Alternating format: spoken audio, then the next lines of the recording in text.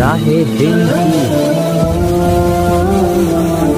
بسم اللہ الرحمن الرحیم۔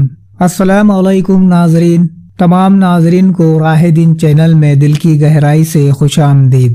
ناظرین، آج کا جو واقعہ ہے حضرت داؤد علیہ السلام کا ہے۔ حضرت داؤد کا ذکر حضرت طالوت اور جالوت کی لڑائی کے سلسلے میں آ چکا ہے۔ یہی نوجوان آگے چل کر اللہ کے برگزیدہ اور پیغمبر بنے اور بنی اسرائیل کی رشد و ہدایت کے لیے رسول اور ان کے اجتماعی نظم و ضبط کے لیے خلیفہ مقرر ہوئے۔ طالوت کی موجودگی میں ہی یہ ان کی موت کے بعد حکومت کی بھاگدوڑ حضرت داؤد کے ہاتھ میں آ گئی۔ حضرت داؤد اور خلیفہ کا لقب۔ بنی اسرائیل میں حضرت داؤد پہلے شخص ہے جو اللہ کے پیغمبر اور رسول بھی ہے اور تاج و تخت کے مالک بھی، چنانچہ قرآن مجید نے حضرت داؤد کے اس شرف و امتیاز کا اس طرح ذکر کیا ہے۔ ترجمہ: اللہ نے ان کو حکومت بھی عطا کی اور حکمت بھی، نبوت بھی، اور اپنے مرضی سے جو چاہا سکھایا۔ البقر 251۔ ترجمہ: اے داؤد، بے شک ہم نے تم کو زمین میں اپنا نایاب بنایا۔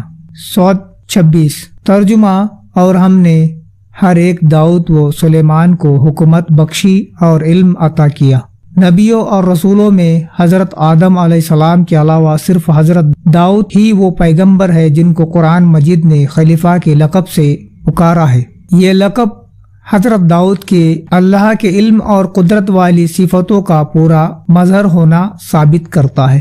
ظاہر ہے کہ اس لیے سچی شریعت کی اصطلاح میں خلیفہ سے بہتر اور کوئی لفظ نہیں ہو سکتا تھا۔ خلاصہ یہ کہ حضرت داؤد نے بنی اسرائیل کی رشد و ہدایت کی خدمات بھی انجام دی اور ان کی اجتماعی زندگی کی نگرانی بھی کی۔ ان کی خصوصیتیں تھی کہ وہ تقریر و خطاب کے فن میں کمال رکھتے تھے اور اس طرح بولتے تھے کہ لفظ لفظ اور جملہ جملہ ایک ایک کر کے سمجھ میں آ جاتا تھا اور اس سے بات واضح اور کلام زوردار ہو جاتا تھا۔ ان کا حکم اور فیصلہ حق و باطل کے درمیان قول فیصل کی حیثیت رکھتا تھا۔ زبور قرآن میں آتا ہے۔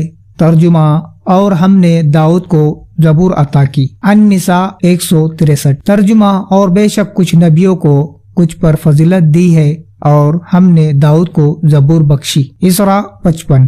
اللہ تعالیٰ نے حضرت داؤد پر زبور نازل فرمائی جو ایسے قصیدوں اور سجے سجائے کلموں کا مجموعہ تھا جس میں اللہ کی حمد و ثنا اور انسان کے عزیز بندہ ہونے کا اعتراف اور نصیحتوں اور حکمتوں کے مضمون تھے۔ لیکن بنی اسرائیل نے جان بوجھ کر زبور کو بھی تورات اور انجیل کی طرح بدل ڈالا، جیسا کہ قرآن مجید میں ذکر کیا گیا ہے۔ ترجمہ: کچھ یہودی ہے وہ جو تورات، زبور و انجیل کے کلموں کو ان کی اصلی حقیقت سے بدلتے اور پھیرتے ہیں۔ النساء 46۔ حضرت داؤد علیہ السلام کی خصوصیتیں۔ یہ تو اللہ تعالیٰ نے سبھی پیغمبروں کو خصوصی شرف و امتیاز سے نوازا ہے اور اپنے نبیوں اور رسولوں کو بے شمار انعام و اکرام بخشے ہے۔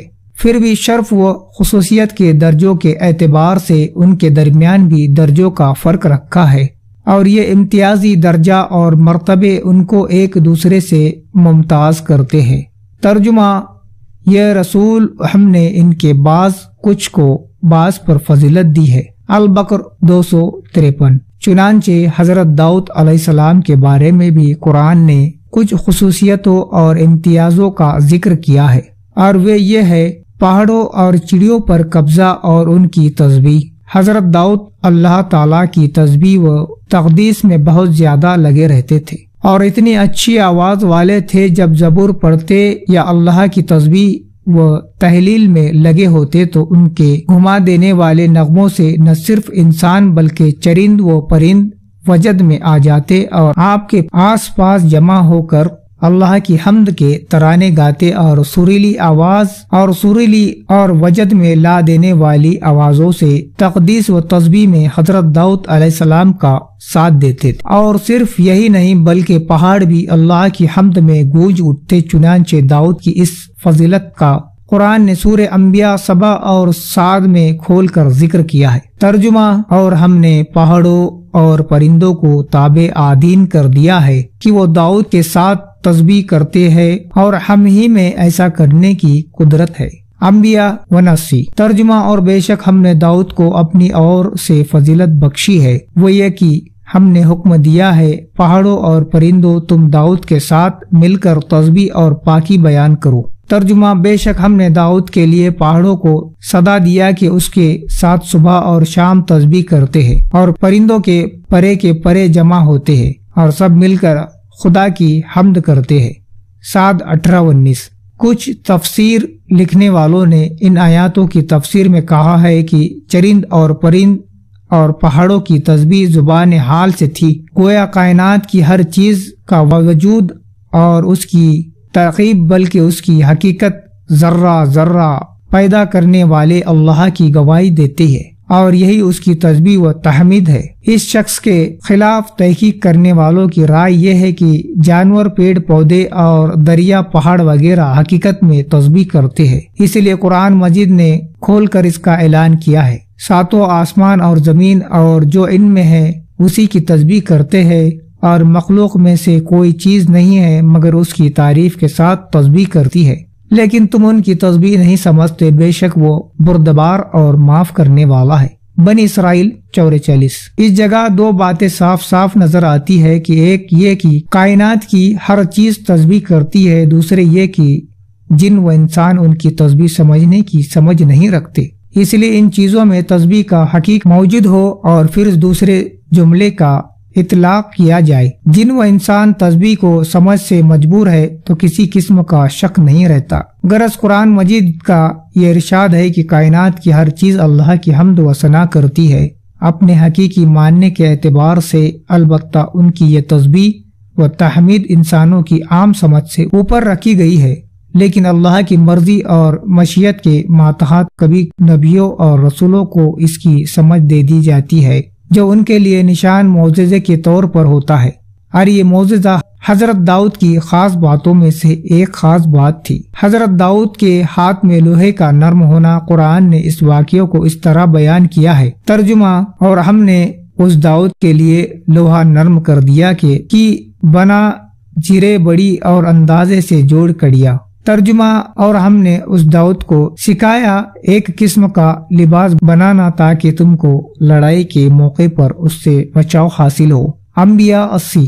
حضرت داؤد پہلے آدمی ہے جن کو اللہ نے یہ فضیلت بخشی کہ انہوں نے وحی کے تعلیم کے ذریعے ایسی زرہ ایجاد کی جو نازک اور باریک زنجیروں کو ہلکے کڑیوں سے بنائی جاتی تھی، ہلکی اور نرم ہونے کی وجہ سے جن کو جنگ کے میدان کا سپاہی پہن کر آسانی سے چل پھر بھی سکتا تھا، اور دشمن سے محفوظ رہنے کے لیے بھی بہت عمدہ ثابت ہوتی تھی۔ تو ناظرین، مجھے دیجیے اجازت۔ السلام علیکم۔ اللہ حافظ۔